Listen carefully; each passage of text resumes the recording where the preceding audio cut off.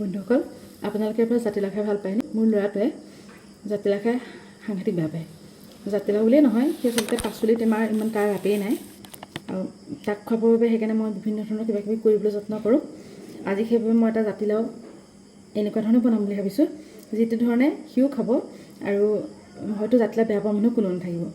তাৰ কাৰণে মই জাতিলাওটো প্ৰথমতে বাকলিখিনি ধুনীয়াকৈ গুচাই ল'ম আৰু পিচ পিচকৈ কাটি ল'ম। এয়া মই ধুনীয়াকৈ পিচ পিচকৈ কাটি ল'লোঁ আৰু এয়া মই ধুনীয়াকৈ পানী অলপ দি ধুই ল'ম। ইয়াত ধুনীয়াকৈ ধুই মই এটা মিক্সাৰ গ্ৰাইণ্ডাৰত ধুনীয়াকৈ মিহিকৈ পিহি ল'ম আৰু তাৰপাছতে এয়া মই কি কৰিম সেয়া আপোনালোকক দেখাই আছোঁ।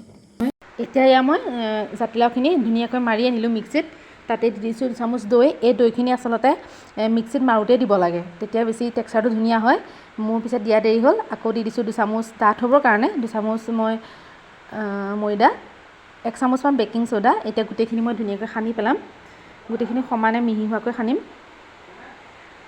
এয়া সানি লোৱাৰ পাছতে মই এখন ষ্টীলৰ কাঁহীত ধুনীয়াকৈ অকণমান ৰিফাইন তেল সানি ল'ম। গোটেই ৰিফাইন তেলখিনি সমানে সানি লোৱাৰ পাছতে এনেকৈ ধুনীয়াকৈ সানি ল'ম, যাতে টেক্সাৰখিনি তাত লাগি নধৰে। ইয়াতে গোটেই মাৰি অনা মিক্সাৰখিনি ইয়াত বাকি দিম, তাৰপাছত ধুনীয়াকৈ মই মেলি দিম। এয়া মেলি থ'লোঁ। তাৰপাছতে মই এফালে এখন কেৰাহী পানী অলপ গৰম কৰি লৈছোঁ। কেৰাহীখনতে মই এতিয়া পানীখিনি গৰম হয় মানে কাষতে কুটাই ল'লোঁ 2টা বিলাহী, 1টা তেজপাত, 2টামান লং ইলাচি, আদা, নহৰু গোটেইখিনি গোটাই ল'লোঁ। গোটাই লৈ মই পানীখিনিৰ ওপৰত দি দিলোঁ আৰু তাৰ ওপৰতে দি দিলোঁ সেই টেক্সাৰখিনি। দি পেলাই মই ধুনীয়াকৈ ঢাক মাৰি দিম। প্ৰায় আধা ঘণ্টামান সময় মই এয়া পানীৰ ভাপতেই সিজিব দিম। ধুনীয়াকৈ বিলাহী 2টা আকৌ এক্সট্ৰাকৈ সিজাই ল'লোঁ, কাৰণ বিলাহীটো মানে কম হৈ যেন লাগিলে, সেইবাবে সিজাই ল'লোঁ। আৰু এই যে পিঁয়াজটো দেখিছে, এই পিঁয়াজটো আচলতে মই সেই আগৰবাৰ ভাপত দিওঁতে দিব লাগিছিলে, কিন্তু পাহৰি গ'লোঁ, সেইবাবে আকৌ এনেকৈ মই দি লৈছোঁ। প্ৰায় আধা ঘণ্টামান পানী ভাপত দিয়াৰ পাছত বিলাহীখিনিৰ পৰা এনেকৈ বাকলিখিনি এৰাই যাব আৰু সেই বাকলিখিনি গুচাই মই মিক্সিত দিব লাগিব। আচলতে এই বিলাহীখিনিৰ লগতে মই একেলগে সেই এক্সট্ৰাকৈ সিজাই লোৱা বিলাহী আৰু পিঁয়াজটো দিব লাগিছিল, কিন্তু আজি মোৰ কামবোৰ কৰা কিবা খেলি মেলি হৈছে, কিবা পাহৰি গৈছোঁ, সেইকাৰণে পাছে পাছে দেখাই আছোঁ। আৰু এতিয়া এই যে পানীখিনি দেখিছে, এই পানীখিনি মই খুব এতিয়া ধুনীয়া গোন্ধ ওলাইছে। এই পানীখিনি মই পিছত গ্ৰেভিত দিবৰ বাবে ব্যৱহাৰ কৰিম আৰু বাকীখিনি মছলা মই গোটেইখিনি একেলগে মিক্সিত দি বাতি ল'ম আৰু গোটেইখিনি মছলা পিছত মই গ্ৰেভিটো বনাওঁতে ব্যৱহাৰ কৰিম। তাৰপাছত মই যিখিনি টেক্সাৰ একেলগে ওপৰত দি দিছিলোঁ, সেই টেক্সাৰখিনি দিয়াৰ পাছত এনেকুৱা ধৰণৰ ডাঠ হৈ যাব, কিন্তু অলপ কোমল হৈ থাকিব। আৰু এইখিনি মই প্ৰায় আধা ঘণ্টামানৰ কাৰণে ফ্ৰিজত দি থওঁ। দেখিছেনে পনীৰ দৰে পিচ পিচকৈ কাটি ল'লোঁ, কিমান ধুনীয়াকৈ যে পিচখিনি ওলাইছে। এনেকৈ ধুনীয়াকৈ পিচ পিচকৈ উলিয়াই পেলাম আৰু অলপমান তেলত ধুনীয়াকৈ ফ্ৰাই কৰি পেলাম। পিচি পিচকৈ ফ্ৰাই কৰিম।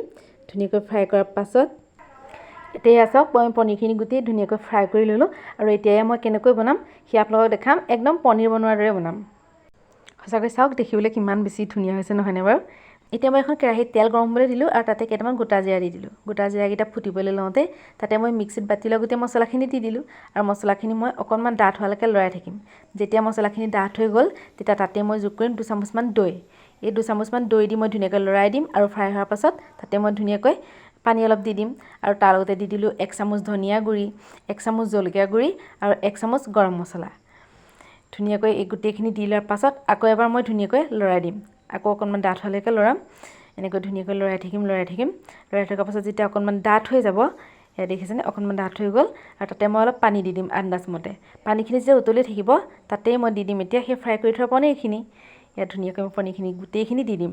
গোটেইখিনি দি ধুনীয়াকৈ একবাৰ লৰাই দিম আৰু ধুনীয়াকৈ অকণমান ধুনীয়া ৰং এটা অহালৈকে মই এইখিনি ধুনীয়াকৈ লৰাই থাকিম। পনীৰখিনি আৰু কেতিয়াও ভাগি নাযায়, খাবলৈ খুব সুন্দৰ এটা টেষ্টি বস্তু। সকলোৱে ভাল পাব খাই, মই ভাবিছোঁ। আপোনালোকে এবাৰ বনাই খাই চাব আৰু জনাব ৰেচিপিটো কেনেকুৱা লাগিলে। আজিলৈ বাই বাই।